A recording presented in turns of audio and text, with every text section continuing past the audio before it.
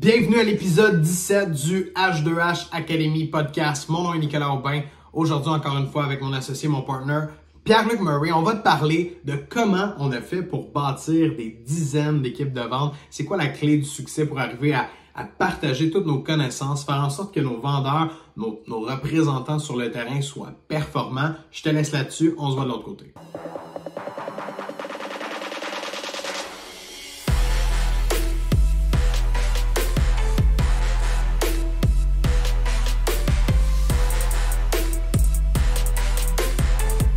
On voulait parler justement de nos expériences avec les équipes de vente parce qu'on a quand même plusieurs années derrière la cravate d'expérience à gérer des équipes de vente. Toi, tu l'as fait, ça fait quoi? Ça fait 10 ans. Tu as encore une équipe de vente à l'heure actuelle.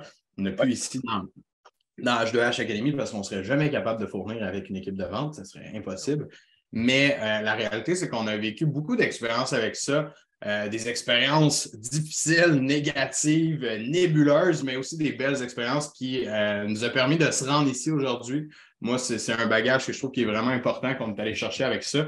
Personnellement, c'est ce que j'aime le plus, travailler avec d'autres humains, des gens qu'on aide à se développer, on aide à s'améliorer en vente, puis c'est ça un peu la gestion des équipes de vente.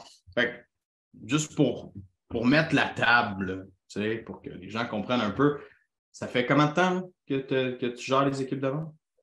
Oui, ça doit faire plus comme 12 ans, mettons. 12. Parce que c'est pas juste la business dans laquelle on a travaillé ensemble. Avant, j'avais un autre business pour laquelle on gérait des équipes de marketing puis des équipes de vente directe. Mais oui, ça fait vraiment longtemps. Puis je suis content qu'on amène une forme un peu différente aujourd'hui. On va être un peu moins dans le théorique, on va être plus dans l'expérience pratique de qu'est-ce qui s'est passé dans nos business, évidemment, tout en ayant des fondements théoriques appuyés. Là. Mais l'idée, c'est de vous expliquer dans le concret comment ça s'est passé pour moi, pour Nico, parce que les deux, on a grandi avec des équipes de vente, on a créé des structures performantes, etc. Donc oui, ça fait plus qu'une décennie déjà, malheureusement.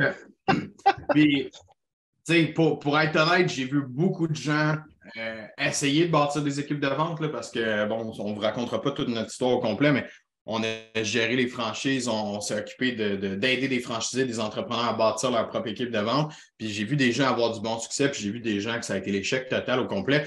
Pour toi, ça a été quand même un home run dès le départ de gérer les équipes de vente. Fait que, tu veux-tu nous dire un peu c'est quoi la secret sauce? Qu'est-ce qui a fait en sorte que ça a bien été, tu sais, si tu veux partir un peu du début? Donc, c'est sûr que d'un point de vue, dès le départ, moi, je cherchais à aller chercher les pratiques des meilleurs. On s'est rendu compte qu'il y avait des gens qui vivaient de carrières de porte-à-porte puis d'équipes de vente là, aux États-Unis. Fait que, dès le départ, dès mes premiers mois, j'allais chercher ce que les meilleurs faisaient puis comment eux faisaient pour réussir. Puis avec le temps puis l'introspection, j'ai fini par découvrir des choses par moi-même aussi. Je dirais que la chose la plus importante qui m'a aidé à bâtir des équipes de vente, c'est de toujours être dans l'action. C'est d'être le meilleur vendeur de ma structure. OK? Moi, je me donnais comme objectif que personne ne pouvait me battre dans ma structure. Fait que comme ça, de cette façon-là, les gens étaient tous motivés à essayer de battre le boss, le premier, puis là, je reviendrai avec un incitatif que j'avais créé.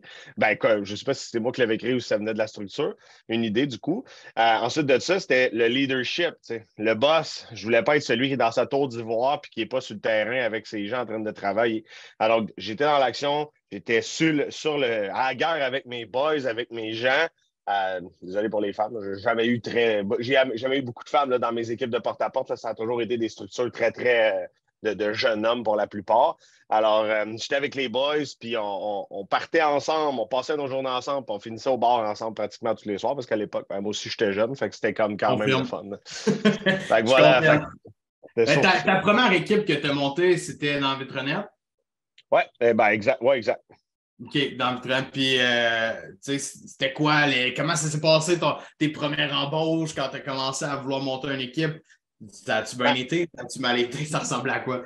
Je déteste dire que je suis chanceux, mais je pense que dans le recrutement, des fois, il arrive un alignement des astres qui fait en sorte que tu tombes sur un candidat All-Star. Puis GF, c'était le meilleur candidat que j'ai jamais eu dans la dernière décennie. J'ai jamais réussi à trouver un autre candidat aussi performant. Puis la drôle d'adon, c'est que je l'ai trouvé sur Emploi Québec. Je ne sais pas s'il y a encore des gens qui recrutent sur Emploi Québec. Et moi, je reçois un beau CV en bonne et due forme, je le rencontre, je l'engage, puis Day One, il se met à performer, puis il a travaillé pour moi, je pense, au final, comme presque 4 ans dans 2 entreprises différentes. Ouais, quasiment plus, même, je dirais, il est revenu après avec moi. Tu Ouais. sais, pour vous donner une idée de la performance qu'il avait, tu sais, moi, je cherchais quelqu'un qui était indépendant, j'avais pas besoin d'être dans ses culottes pour qu'il travaille. C'est super rare des représentants qui ont pas besoin d'être micromanagés, mais c'était son cas. Et puis, du coup, cette personne-là, à lui tout seul, il faisait le travail de 5 personnes Ouais, en c'était incroyable. représentation. C'était incroyable à quel point ce gars-là livrait la marchandise. Mais tu sais, pour mettre un peu dans le contexte, tu as commencé, tu t'es mis à faire du recrutement à bonne franquette un peu au début, là, si on peut dire ça comme ça. Il y a beaucoup de monde qui struggle avec ça. Puis c'est une question qu'on a reçue de ça. Tu sais. Comment tu fais pour trouver des reps? Comment tu fais pour embaucher des bons reps au début de savoir si tu es un bon vendeur ou si tu pas un bon vendeur? Puis comment qu'on gère ça? Surtout quand tu commences et tu n'as pas nécessairement d'expérience là-dedans. Là. Super bonne question, mais en fait, c'est une question à 2 volets. Comment on fait pour trouver des reps, puis comment on les garde, puis comment on les motive à vouloir Ouais. faire la job de porte-à-porte. Comment on les trouve? Ben, honnêtement, moi, là, la meilleure façon, la meilleure stratégie de recrutement que j'ai jamais eue, c'est le 3-foot rules. C'est tout ce qui se trouve en dedans d'1 mètre de toi dans une opportunité, là, ça peut être au café, ça peut être au restaurant, ça peut être au gym, ça peut être n'importe où. J'ai déjà engagé un livreur de Saint-Hubert qui m'a fait une livraison Saint-Hubert avec un service à clientèle tellement nice que j'ai offert une job puis je l'ai engagé on the spot. Donc, tout ce qui se trouve dans mon environnement est une opportunité potentielle à saisir. Fait que, c'est pour ça que je disais que c'était une chance extrême d'avoir trouvé quelqu'un sur Emploi Québec parce que 100% des autres, je les ai chassés d'une certaine façon. Toi inclus, je t'ai chassé. Puis, ultimement, pour moi, le recrutement, c'était de la vente. Donc, évidemment, ensuite de ça, pour offrir une job, entre parenthèses, difficile comme le porte-à-porte, il faut avoir une vision, il faut avoir un esprit d'équipe, un leadership exceptionnel pour que les gens aient envie de travailler pour toi. Honnêtement, je le sais, là, à l'époque, j'arrivais puis je proposais une job qui, sur papier, c'est la pay job de l'univers parce que ça va être compliqué, parce qu'il va faire fret, parce que on va sortir dehors, parce que tu ne vas pas être chez toi le soir, parce que tu vas travailler la fin de semaine. Les conditions étaient terribles, puis pourtant, je résistais à rendre ça sexy, puis les gens étaient intéressés parce que je les amenais dans une vision spécifique, puis les gens accrochaient à la vision pour laquelle je bâtissais cette entreprise-là. À l'époque, peu importe c'était laquelle, autant dans le lavage de vitre que dans la sécurité, que dans d'autres business, même dans le produit de nettoyant. Parce que j'ai eu une brèche dans ma vie. J'ai eu une business de produits nettoyants pour Viton Céramique et pour Stainless. Et même là, on a fait du porte-à-porte. On se promenait avec nos chiffons dans nos culottes, puis on lavait des fours et des frigidaires en porte-à-porte. J'étais capable de créer une vision avec le leadership que j'avais, que les gens caressent cette vision-là puis travaillent pour moi. Tu sais. Ouais, Donc c'est définitivement, moi je le confirme parce que je l'ai vécu. Tu sais, moi, je venais du DEP de vente. Je ne voulais pas nécessairement aller travailler en vente. Je n'avais pas. Mais tu m'as vu parce qu'on était en contact déjà, on se connaissait.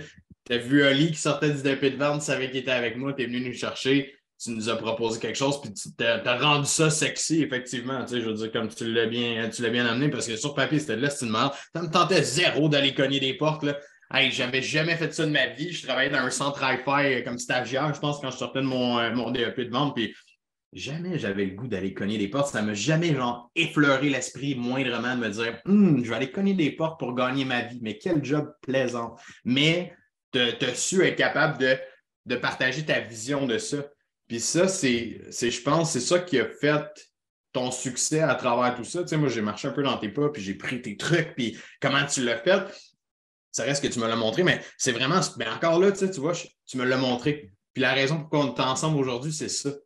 Parce que all the way long, tu avais toujours une vision, puis tu as voulu garder les gens proches de toi dans ta vision. Parce qu'aujourd'hui, je serais clairement pas là si j'avais pas caressé ta vision, si j'avais pas comme vu ce que toi tu voyais, puis être capable de voir le potentiel que moi-même j'avais, parce que tu étais capable de me faire voir le potentiel que j'avais pour réaliser tout ça. Puis pour moi, ça, c'est tellement le déclencheur à succès dans ça. Ça se résume à Chris, il faut savoir vendre. Ouais. Si tu n'es pas capable de vendre, puis tu essaies de bâtir une équipe de vente, tu l'as dit tantôt, il faut l'aider par l'exemple, mais il faut vendre pas juste la job, il faut vendre la vision, il faut vendre ce qui vient avec, il faut vendre la possibilité de plus, voire même pour quelqu'un qui veut ça. Fait que tout ça, pour moi, c'est là qu'il y a beaucoup de monde qui sont comme je vais déléguer mes ventes, j'ai pas besoin d'apprendre ça. Tu sais, on revient toujours à ce discours-là, mais Chris, encore une fois, l'entrepreneur doit savoir vendre, pas juste des produits, mais son idée, sa personnalité, son entreprise. Là. Exactement. Puis, tu sais, pour répondre à la deuxième partie de la question, tu sais, c'est quel genre de gens t'engageais? Ben, définitivement, ce que je recherche le plus chez une personne en vente, c'est pas le talent. Okay? Que ce soit clair pour tous, c'est pas le talent. Quelqu'un de talentueux, puis qui sait qu'il est talentueux, c'est la personne que je recrute pas. Parce que la plupart du temps, les gens qui savent qu'ils sont bons sont paresseux, puis ils finissent par tomber dans un pitfall puis abandonner. Pas Comme on l'a tous. fait. On l'a Je veux pas. fait, là. C'est ça. On l'a fait parce qu'il arrive à l'entrevue en disant je vais closer des centaines de deals, ça va bien aller, puis finalement, il ne se passe rien. Je ne vais pas généraliser, mais most of the time, notre expérience nous a amené à ne pas vouloir ces gens-là. Alors, ce que je recherche, c'est des gens qui sont travaillants, mais le caractère le plus important, c'est ceux qui démontrent une résilience importante. OK? Donc, définition. La résilience, c'est la capacité à rebondir à des événements traumatiques, que ce soit au personnel ou professionnel. Okay? Couler ses mathématiques en secondaire 4, ce n'est pas un exemple d'événement traumatisant.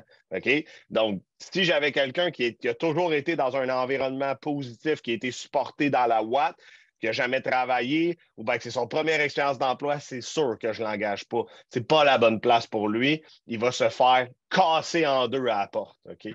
Ouais. Donc, ce que je donne des exemples là, de résilience qui m'avaient estomaqué. Quelqu'un qui me dit en entrevue, je demande, c'est quoi, donne-moi un exemple de résilience. Ben, il dit, moi, j'ai perdu 150 livres.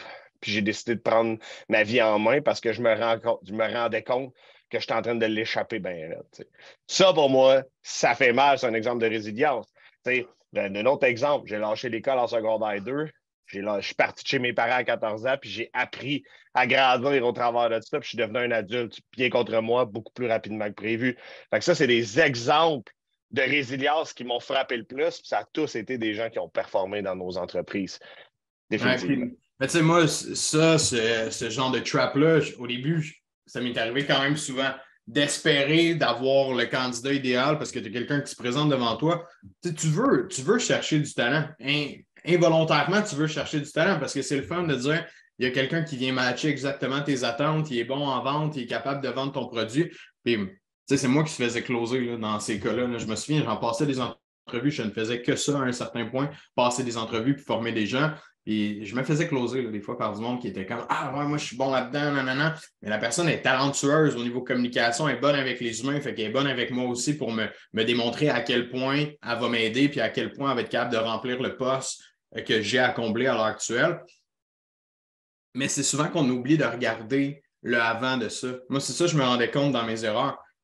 Bon, je vais appeler ton boss. Tu sais, je vais aller voir ton ancien boss, je vais aller voir ton ancien job. Pourquoi tu n'es plus là? Qu'est-ce qui fait en sorte que tu as changé? Puis avec le temps, j'ai comme travaillé beaucoup sur mes questions d'entrevue pour comprendre plus le passé des gens, au lieu de voir qu'est-ce que tu peux faire dans l'immédiat pour moi.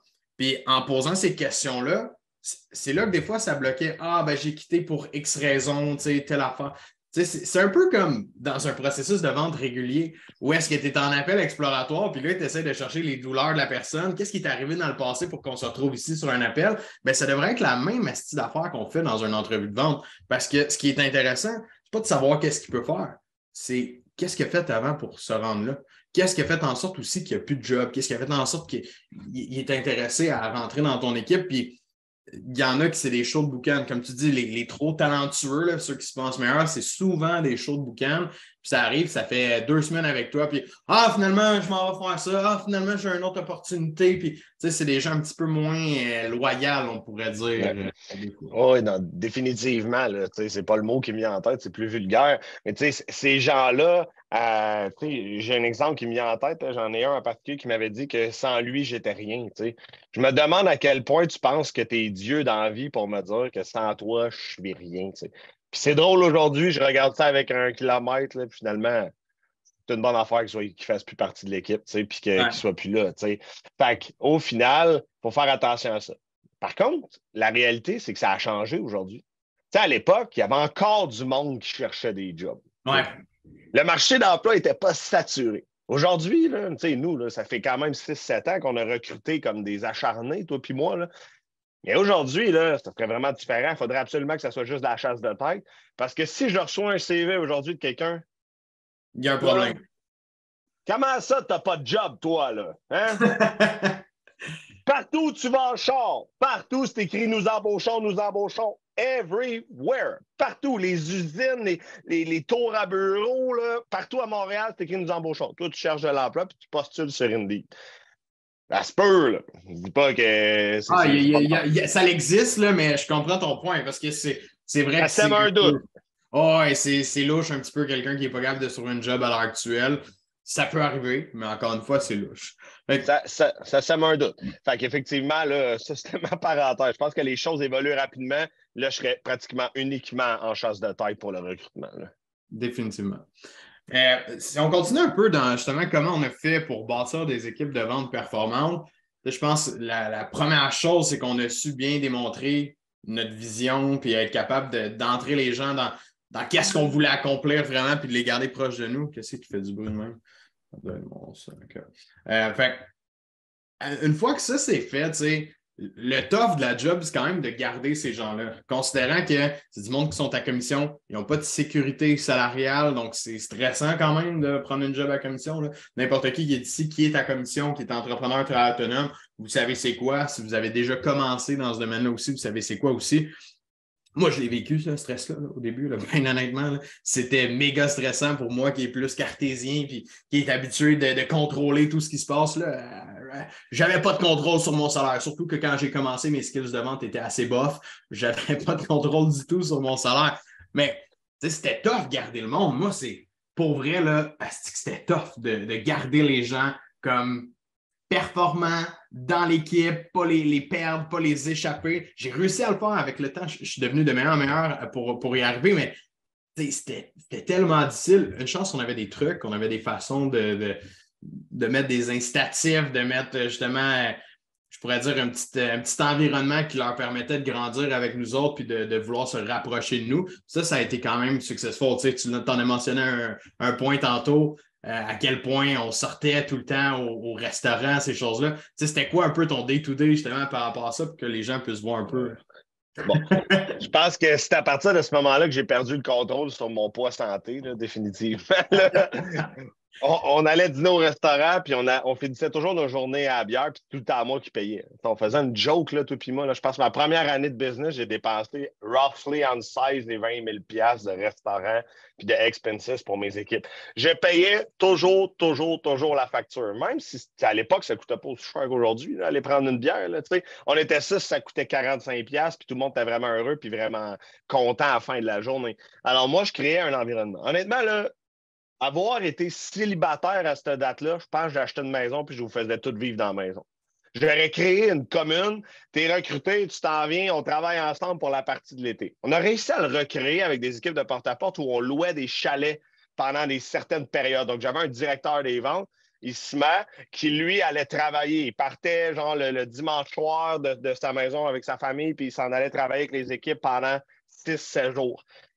Ça a été les moments les plus performants parce que les gars, ils parlaient de vente 24 heures sur 24. Ils se levaient le matin, il y avait un sales meeting, ils étaient toujours ensemble. Ça créait un esprit d'équipe tellement fort que les gens oubliaient que ça close ou close pas parce que si ça close pas, tu t'en retournes pas chez vous tout seul en pleurant sur ton sort. Tu as une équipe qui est là pour te soutenir. On fait de l'évaluation puis on progresse. Donc, excuse-moi, il faut arrêter sur ça, mais c'est tellement fort ce que tu as dit parce que le nombre de monde, des entrepreneurs, des travailleurs autonomes, des vendeurs commission que ils n'ont pas une bonne journée ou que ça ne va pas bien dans ce qu'ils font, ils s'en retournent dans leur environnement régulier, puis là, tu veux ventiler, si ça a été de la merde, ça m'a fait chier. Ouais, tu devrais lâcher ça. Ouais, ça, c'est peut-être pas bon pour toi. Ça, là, c'est un point tellement important dans ce qu'on a bâti avec les équipes de vente de créer un culte, man, on peut le dire comme une culture d'entreprise vraiment proche avec les gens. Pas juste pour, de dire, OK, ben, on travaille tout le temps puis on est proche, mais vraiment pour garder le bon mindset. Parce que quand tu cognes aux portes, là, puis tu ne vends pas pendant 2 jours, là, c'est long. Je peux te dire que c'est long à barnique. Puis surtout quand tu es habitué de vendre. Quand, comme moi, dans mes 6 premiers mois que je ne vendais pas, de monnaie, c'était récurrent. Mais quand tu as commencé à vendre, puis tu sais comment vendre, puis là, ça fait 2 jours que tu es dans un slump, tu as le goût de faire comme fuck that shit, là. J'arrête de vendre. Puis pour n'importe qui est à commission, là, une semaine de merde, c'est ça, c'est le même feeling. Pourquoi je fais ce job de merde-là? J'ai le goût de décrocher. ça a été, je crois, le point culminant de, je ne sais pas si ça se dit, mais ça a été Ouais. le point le plus important dans notre façon de garder les gens.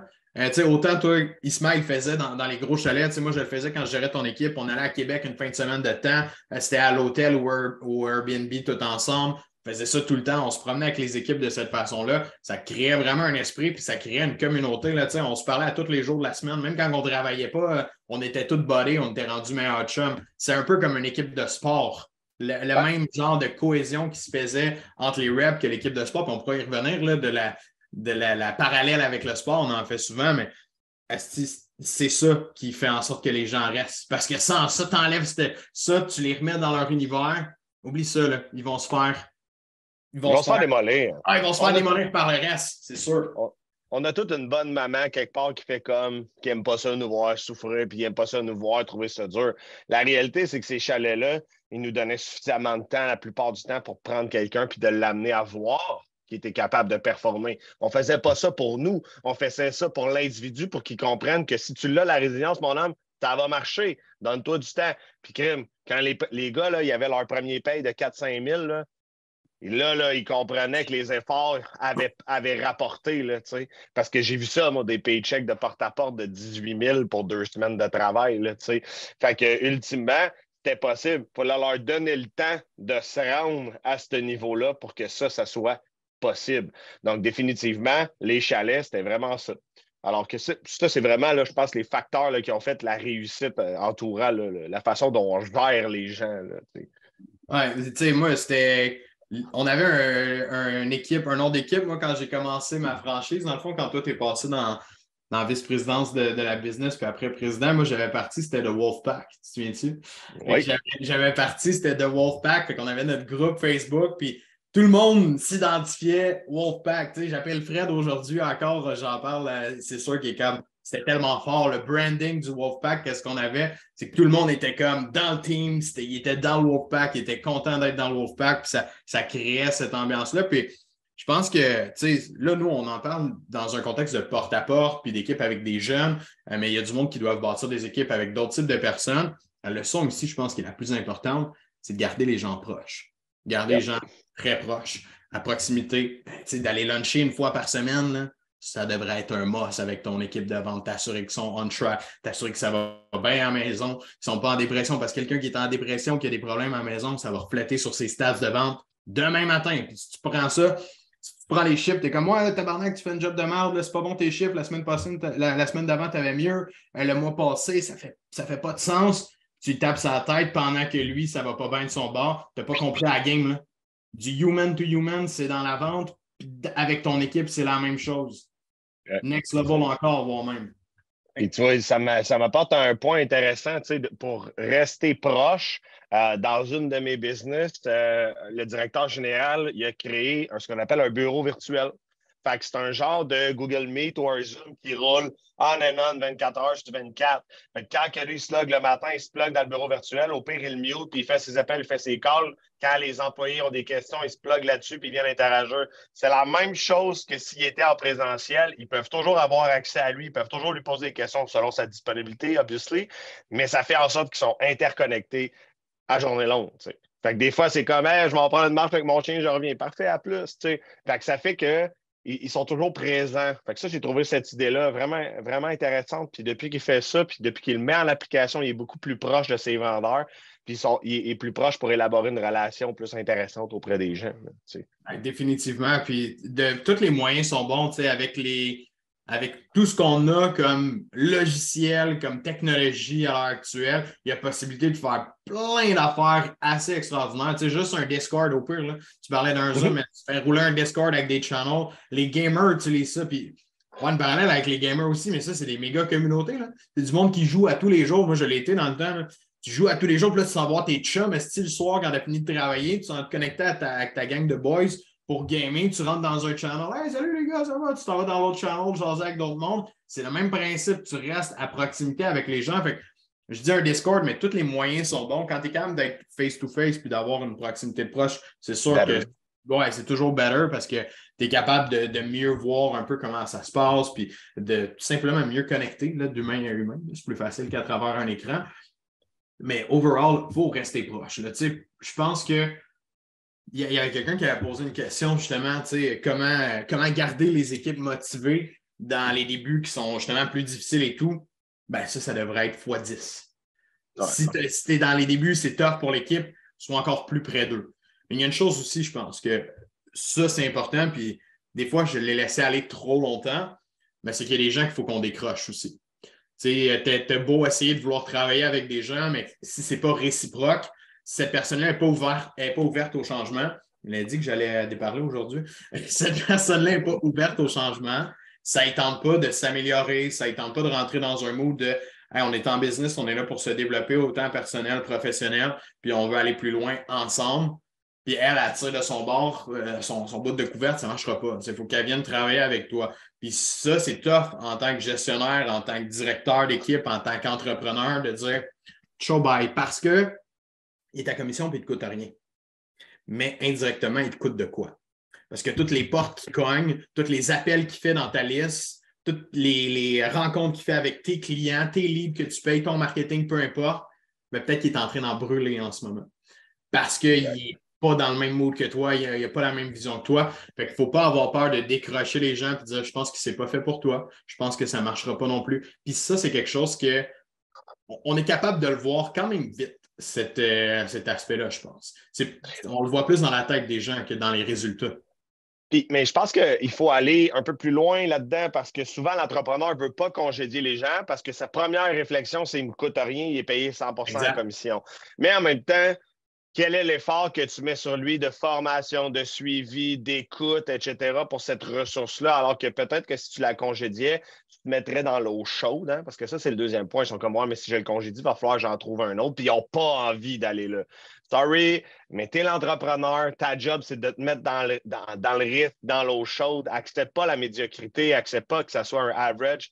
Congédie-le, mets-toi dans l'eau chaude, puis va chercher quelqu'un d'autre. Parce que la peur d'avoir la difficulté à trouver quelqu'un d'autre, si tu ne donnes pas l'opportunité, ça ne pourra jamais arriver, puis tu vas continuer à entraîner des bois morts qui ne vont rien te donner dans ta structure.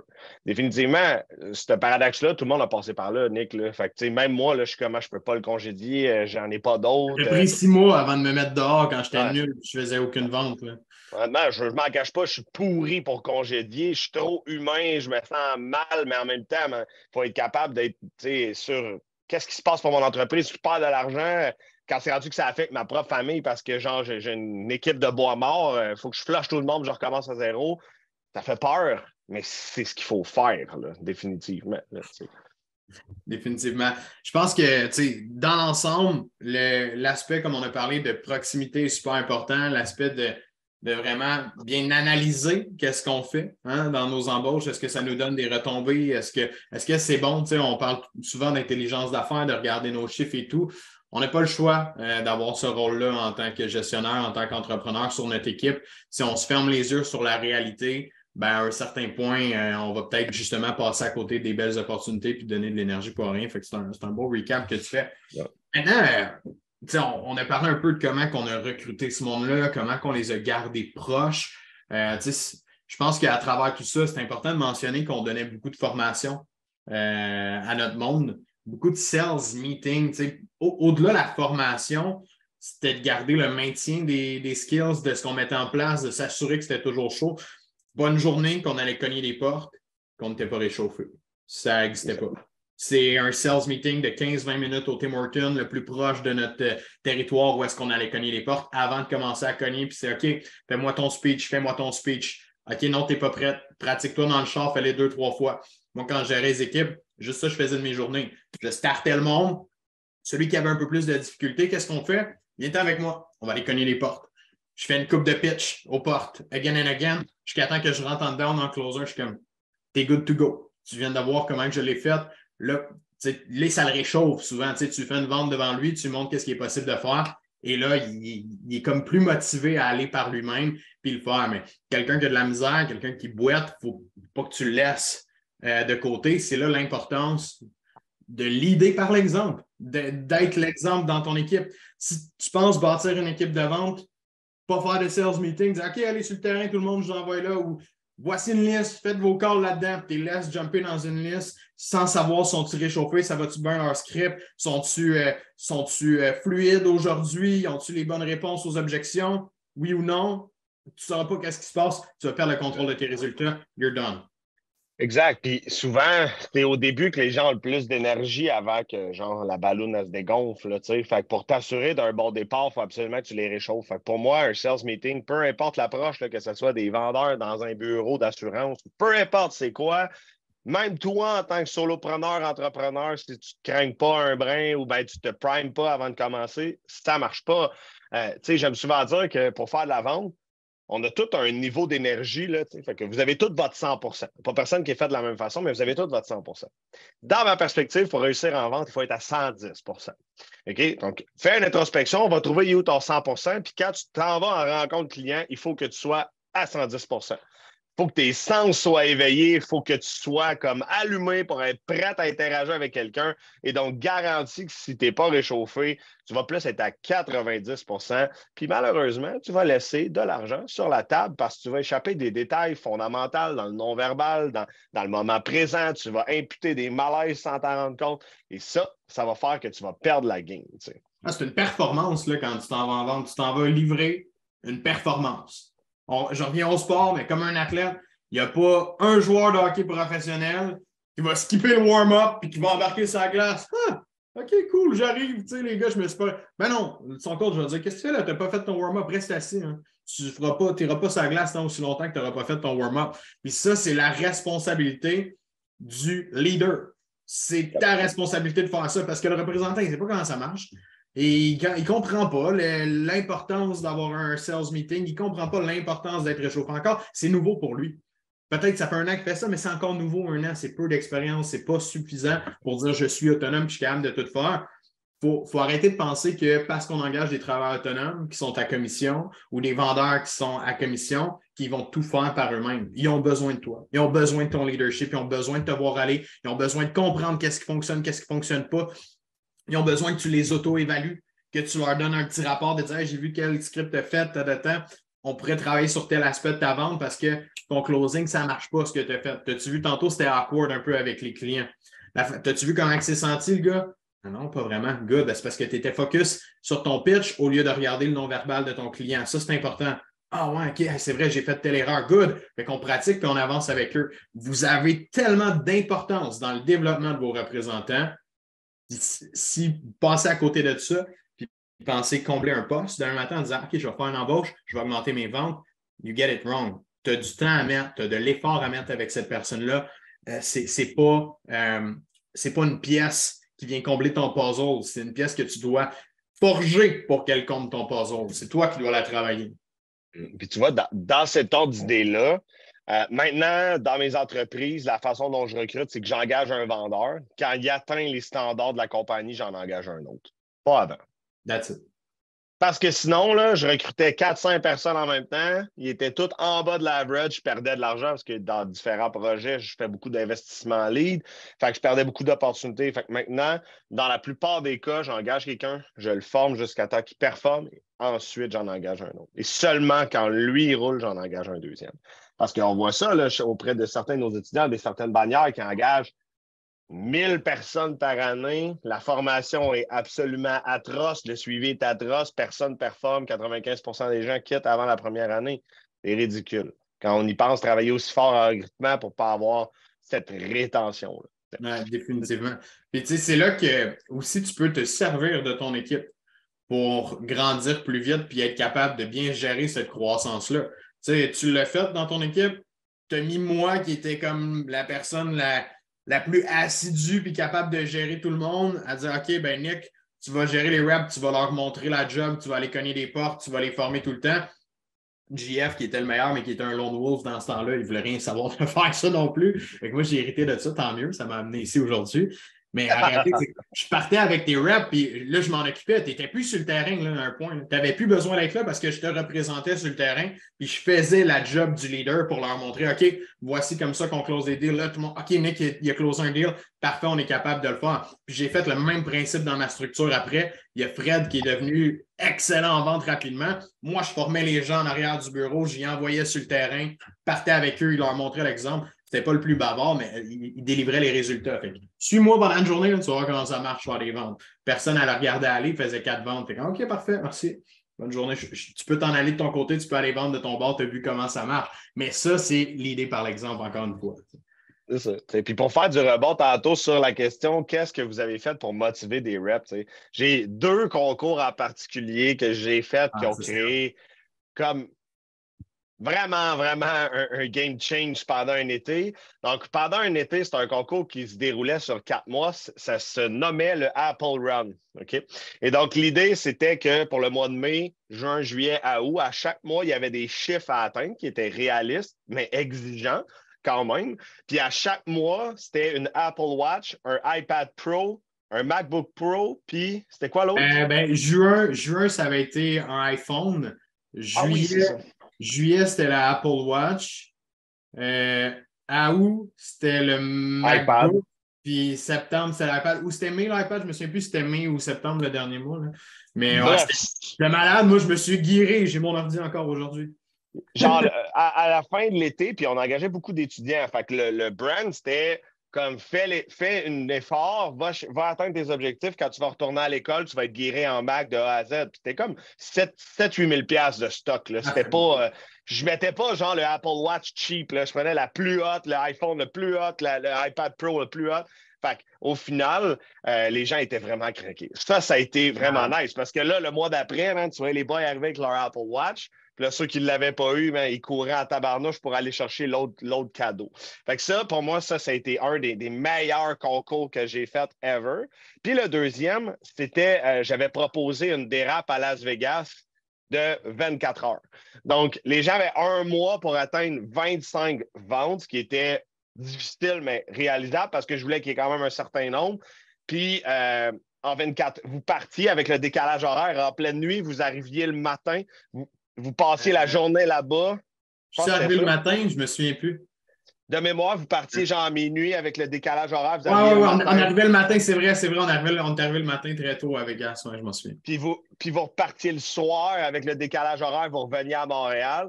Puis en 24 heures, vous aviez dépassé tout près de 10 000 là, fait que c'était vraiment une grosse journée. Tous ceux qui ont participé ont trippé raide parce que c'est ce que j'aime créer. Je veux créer du track record que tout le monde capote, genre comme lui il est allé à Las Vegas, puis toi tu reviens avec des souvenirs qui à tout jamais vont rester là, dans ta mémoire, puis ça va toujours faire la différence. Là. Ça c'était les gros goodies, là, vraiment, là, les Apple Runs, ça. Moi, j'avais intégré des voyages. C'était quoi? C'était mon mois d'août 2017, je pense. Mois d'août 2017, j'ai dit tous ceux qui faisaient 20 ventes dans le mois payaient le voyage tout inclus. Il y en avait 3 sur 4 qui l'avaient eu. Le 4e, j'avais payé à moitié parce qu'il avait fait genre, il était à 2 ventes de faire son goal. Ça avait été malade, voyage dans le sud mémorable, tu sais, puis ça motive les gars vraiment à se donner. Je me souviens, on travaillait 30 jours dans le mois d'août, non-stop, pour faire ça. Ils n'ont pas arrêté. Ils n'ont pas arrêté une journée. C'était comme, Nick, tu viens-tu? On est là-bas. J'étais comme, moi, mais là, j'ai quoi aujourd'hui? Genre, je me souviens, j'avais une fête dans ma famille vraiment importante. Viens-tu sur le terrain? On est là. Je suis comme, ben là, vous n'êtes pas obligé là, là, de faire non-stop. Là, vous avez le droit de vous reposer. Non, on va atteindre le goal. On est proche, on continue. T'sais, la motivation que ça donnait, c'était quand même incroyable. Puis, les autres spiffs qui fonctionnaient bien, c'était les spiffs genre de soirée. Tu sais, un soir de semaine, là, mettons, je commençais, je m'en souviens encore, Oli rentrait d'une maison, faisait une vente première porte. Là, je continuais un peu plus loin, je faisais une deuxième vente. Là, tu lunchais. Celui avec le plus de ventes, j'y paye une bouteille de fort ou j'y paye la brosse au bar, quelque chose de même. Le soir, là, j'étais comme « Ah, tabarnak! » Puis là, tu sais, on était en compétition entre chums aussi. C'est ça qui était hot. Parce que là, lui, il grindait de son bord, moi, je grindais de mon côté à travailler, à pousser. Tu sais, ça s'applique dans n'importe quel contexte. Quand tu as une équipe, tu as 2 personnes, tu peux les mettre en compétition amicale pour aller remporter un petit prix puis quelque chose sur un court terme. C'est fou, là. Normalement, on faisait 1-2 ventes chaque dans une soirée. Là, on était comme à 4 versus 3 dans la soirée. On avait doublé nos stats juste parce qu'on avait un incitatif. Stupide, là. C'était quoi, une bouteille à 100$, quelque chose de même? Pour 100$, tu venais de faire genre 750, 1000$ de plus avec des petites ventes. C'est pas plus que ça dans le temps, même sur les pins. Fait que, c'était ridicule pour l'incitatif que ça donnait. Ça, c'était vraiment cool. Tu sais, quand je t'écoute, j'en ai des frissons parce que vous avez caressé ma vision, c'est devenu votre vision. Ouais. Vous avez géré ce business-là comme si c'était la vôtre. Puis à la fin, on était une famille. Puis c'est ce qui a fait qu'on était le réseau de franchise le plus performant, qu'on a cassé tous les résultats. Puis que, tu sais, c'est drôle, là, je parlais de ça hier à quelqu'un, mais on est rentré dans l'industrie de l'alarme. C'est une industrie de cheveux blancs. Là. C'est tous des vieux dans cette industrie-là. Là. De A à Z, c'était tous des vieux. On est rentré. Ben, au Canada, man, c'était tous des vieux. Aux States, non. Au States, c'était plus jeune, ouais, c'est ça. C'est un autre ballgame. Au Canada, c'était tous des vieux. Là, le PDG de Protectron va avoir genre 60 ans. On arrive là, les jeunes loups, là, puis pendant 2-3 mois, on a pris une place genre des meilleurs joueurs au Canada. Là, fait que, ultimement, c'est un peu tout ce team lead-là qui a fait la différence. Je terminerai avec un point aussi concernant la motivation qui est peut-être un peu plus théorique, mais important. C'est bien beau les bonus, les voyages, les brosses, mais impliquer les gens dans le processus décisionnel, là, c'est une chose qui ne coûte rien et qui donne extrêmement de motivation aux gens. De dire, toi, là, tu la gérerais comment, la compagnie? Toi, tu vois quoi? Genre, comment tu gérerais cet enjeu-là? Toi, tu congédierais-tu cette personne-là? Comment on devrait améliorer le processus de formation? Ça, là, c'est implicite, mais ça paye tellement d'avoir suffisamment d'humilité en tant qu'entrepreneur pour demander à tes employés qu'est-ce qu'ils en pensent, comment ça devrait être fait autrement, parce que dans mon cœur, ça a toujours été votre business. Fait que moi, c'était important d'avoir votre feedback. C'était grâce à vous qu'on avait le succès qu'on avait. C'était pas grâce à moi. Et donc, j'avais besoin de votre feedback. Donc, impliquer les gens dans le processus décisionnel, c'est un élément de motivation intrinsèque, puissant, beaucoup plus que les voyages à Las Vegas. Ah, puis je dirais nécessaire même, parce qu'avec un gars comme moi, qui est orgueilleux, qui avait une tête dure dans le temps, vraiment plus qu'aujourd'hui, là, tu sais, méga orgueilleux, je veux pas me faire dire quoi faire, j'étais à mon affaire, puis c'est comme, là, t'es comme, hey Nick, tu penses quoi de ça? J'étais comme, Chris, il me demande mon avis là-dessus, OK, ouais, let's go, je vais lui donner mon avis. Je me sentais important dans le business directement, puis c'était vraiment la bonne chose à faire. Puis je pense que, comme beaucoup de gens en vente, travailleurs autonomes, entrepreneurs, on a toute une tête dure, on a toute la difficulté avec l'autorité. Fait que quand vous avez une structure, si vous prenez une position d'autorité de toi fais ci, toi fais ça, toi fais tant de calls, ça ne marchera pas. Le monde n'aura pas envie de vous suivre, ils n'auront pas envie de vous écouter, ils vont probablement faire le contraire de ce que vous allez dire, alors que ton truc, tellement A+, pour vrai, pour ça, tout le monde devrait comprendre ce principe-là, d'impliquer les gens dans le processus. Peu importe c'est quoi la décision, impliquez-les là-dedans. Pour moi, en tout cas, c'est ça qui m'a closé Puel, je te le confirme à 100%, parce que j'étais bien trop tête dure pour me faire dire quoi faire, puis tu as compris rapidement. Puis hey Nick, tu penses quoi de ça? Hey Nick, qu'est-ce que ah, ça, hey, c'est une bonne question. Attends, là, j'étais comme, c'est hot, je suis pas juste un employé, je sers à quoi en plus? C'est donc bien hot.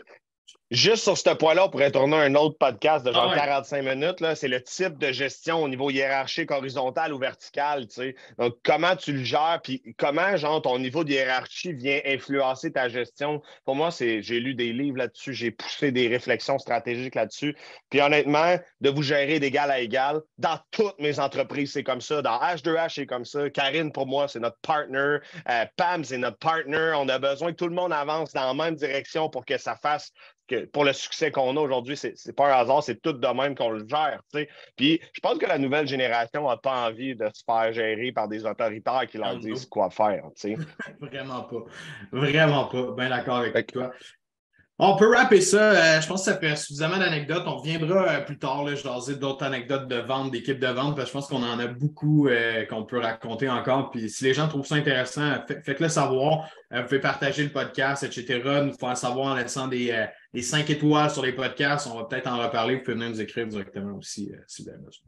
Merci d'avoir été avec nous pendant tout l'épisode. J'espère que ce fut pratique, utile pour toi. Si jamais tu te sens concerné et que tu as envie de bâtir une équipe de vente, assure-toi d'être rendu à cette étape-là et assure-toi de maîtriser tes ventes. C'est le message qui est important pour moi, le message que je veux que tu retiennes. Sinon, merci encore une fois d'être là, de partager, de venir commenter sur nos liens, que ce soit sur YouTube, Facebook, etc. Je t'invite encore une fois à le partager à des gens, des amis, des collègues qui eux aussi pourraient profiter de ce podcast-là. Encore une fois, merci. On se revoit au prochain épisode.